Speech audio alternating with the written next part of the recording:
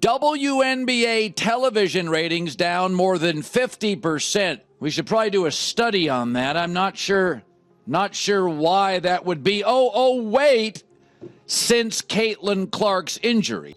So it's official. The most heartbreaking news for Indiana Fever fans that could come of the season, but Caitlin Clark will not be returning to the 2025 WNBA season. From Caitlin Clark herself. I'd hope to share a better update, but I will not be returning to play the season. I spent hours in the gym every day with the singular goal of getting back out there. Disappointed isn't a big enough word to describe how I'm feeling. I want to thank everyone who has had my back through all this uncertainty. This has been incredibly frustrating, but even in the bad, there is good. And the way the fans continue to show up for me and for the Fever brought me so much joy and important perspective. I'm so proud of how this team has only gotten stronger through adversity this year.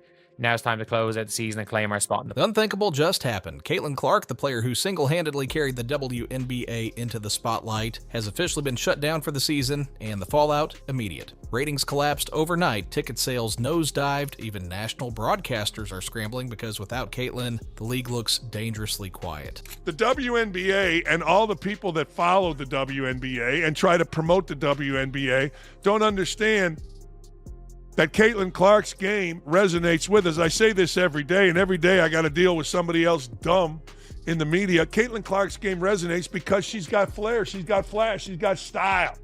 I said this before, and I'll say this again. We saw Sue Bird's game. We saw Diana Taurasi's game. Kim Mulkey was Sue Bird before Sue Bird became Sue Bird. We've seen it. We haven't seen Caitlin Clark. This isn't just an injury update. This could be the biggest turning point in WNBA history because for months the league downplayed her impact, brushed off the numbers, and acted like everything was fine. But now, with Clark gone, we're finally seeing the truth, how fragile the WNBA's success really is. And if the league doesn't act fast, this story doesn't just end Caitlin's season, it could end the league's momentum entirely. Well, it all started last year, in her rookie season, where she received 20% of all the flagrant fouls in the league. And most of them came from Angel Reese in the Chicago Sky. And these weren't basketball plays. They were not only fouling her, but they were getting up, laughing about it, laughing about Caitlin Clark getting assaulted. Any other work environment, people go to jail for what's going on. When the news finally broke, it didn't come from ESPN insiders or a team press release. It came straight from Caitlin Clark herself. She posted a long, heartfelt message across her social media pages admitting that after months of fighting, rehabbing, and holding on to hope, she just couldn't return this season. For fans, it was brutal. You could feel the disappointment ripple through the comments. Thousands of people wrote things like, "I bought tickets just to see you," or "The league isn't the same without you." Others were simply in shock. And here's the thing, it wasn't just Fever fans. Entire WNBA communities online were devastated because everyone knew what this meant, not just for Indiana, but for the entire league. But behind that wave of sadness was something else: suspicion. Because fans weren't just mourning Caitlin's absence, they were asking questions. Why did this take so long to confirm? Why were the updates so inconsistent? And most importantly, had the team been hiding the truth all along? From the very beginning, nothing about Caitlin Clark's injury updates made sense. One day it was a minor quad strain, the next a bone bruise, then suddenly the injuries were unrelated. Each update felt more confusing than the last, like the organization was deliberately keeping fans in the dark. Think back to the preseason. Fans filled the arena expecting to see Caitlin make her debut, only to find out after they were already in their seats that she wouldn't play. She walked out in sweatpants, no warm-up gear, no warning. That was the first red flag, and it never stopped. Week after week, reports flip-flop between optimism and silence. No clear timetable, no accountability, just vague promises and frustration. By mid-season, Fever fans weren't just upset, they'd lost trust. They didn't know whether to believe the reporters, the coach, or the front office. Every answer felt like another layer of spin. And here's the dangerous part: when your fan base feels lied to, it's not just the team's reputation that crumbles, it's the league's. Because in the WNBA right now, Caitlin Clark isn't just one player, she is the product. But if the organization can't even be transparent about her health, what else are they hiding? To really understand how massive this is, you need to look at the numbers. When Caitlin Clark went down earlier in the season, league-wide viewership didn't just dip, it collapsed by over 50%. Half the audience vanished the second she wasn't on the court. Think about that. No other athlete in modern sports has that kind of leverage. Not LeBron, not Steph Curry, not Patrick Mahomes. Not even Tiger Woods at his peak could cut ratings in half by missing a couple of weeks. That's the Clark effect. A rookie who turned the WNBA into must-see TV overnight. She filled arenas coast to coast, spiked ticket prices into the hundreds, and made networks fight for broadcast rights. And yet, instead of embracing it, the league downplayed it. Critics said fans were overhyping her. Some executives even tried to spread the spotlight around as if admitting her impact would be unfair to others. But numbers don't lie. Without Caitlin Clark, the WNBA isn't just losing a player, it's losing the very reason millions of people tuned in to begin with. And now, with her officially shut down, one question looms over the entire league. If the Clark effect disappears, what's left to keep fans watching? Here's the harsh truth. The mainstream sports media doesn't really care about the WNBA. At least, not unless Caitlin Clark is part of the story. Think about it. When she was on the court, ESPN, Fox, even late-night hosts were running highlights. Stephen A. Smith couldn't stop name-dropping her. Clips were everywhere. But the moment Caitlin was sidelined, silence.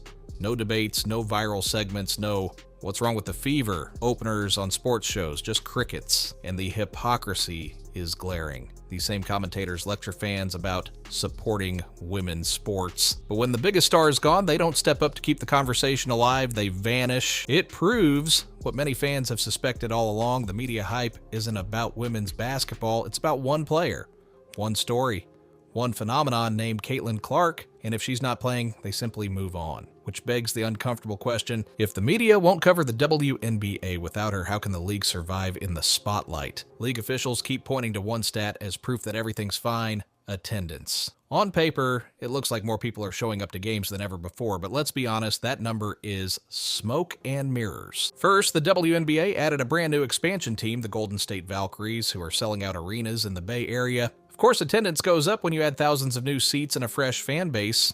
Second, the Indiana Fever moved key matchups into bigger arenas. Instead of playing in front of 3,000 in Atlanta, suddenly you're in NBA-level venues that hold 20,000. Attendance growth sounds impressive until you realize it's just a math trick. And third, let's not forget the ticket prices. The second Caitlin Clark's injury was announced, resale prices plummeted to single digits, as low as $7 just to get in the door. People weren't buying seats for the Fever or the opponent, they were buying to see Caitlin, so yes, technically attendance is up. But ask yourself, would those arenas still be full if Clark never showed up or if fans knew she wasn't playing? That's the part the league doesn't want you to think about. Here's what makes all this even tougher. Caitlin Clark knows exactly how much weight she's carrying. On a podcast earlier this year, she admitted the reason she still travels to away games even when injured is because she doesn't want to disappoint the fans. She knows people are buying tickets just to see her. Kids are showing up in jerseys waiting for autographs. Families are planning entire trips around one night of basketball. And think about that for a second. She's a rookie, 22 years old, still adjusting to the pros, and yet she feels responsible for the survival of an entire league. That pressure would break most players, and honestly, it shouldn't even be her job. The WNBA should be creating stars, spreading the spotlight, and building a foundation so no one player carries it all. But instead, Caitlin has been forced into that role. She can't even rehab in peace without worrying about whether the league is collapsing without her. And the saddest part, she still shows up, smiling, signing, giving fans something, anything to hold on to, even while the league leans on her far more than it ever should. But if she's out now, who fills that void? As if Caitlin Clark being shut down wasn't bad enough, there's another storm brewing, and this one could wipe out the league's momentum entirely. Behind the scenes, CBA negotiations are falling apart. Owners and players can't get on the same page, and the whispers are getting louder. A lockout might be coming. Follow the money, and you'll see why people are nervous. Major brands are quietly shifting their investments to unrivaled, a new league waiting in the shadows. Sponsors don't gamble on uncertainty, and right now, the WNBA looks anything but stable. Think about the timing. The league finally lands a generational superstar. Ratings explode, merch sales skyrocket. The spotlight is brighter than ever. And just as the momentum peaks, there's a real chance next season doesn't even happen. If that lockout becomes reality, Caitlin Clark's injury won't just end one season.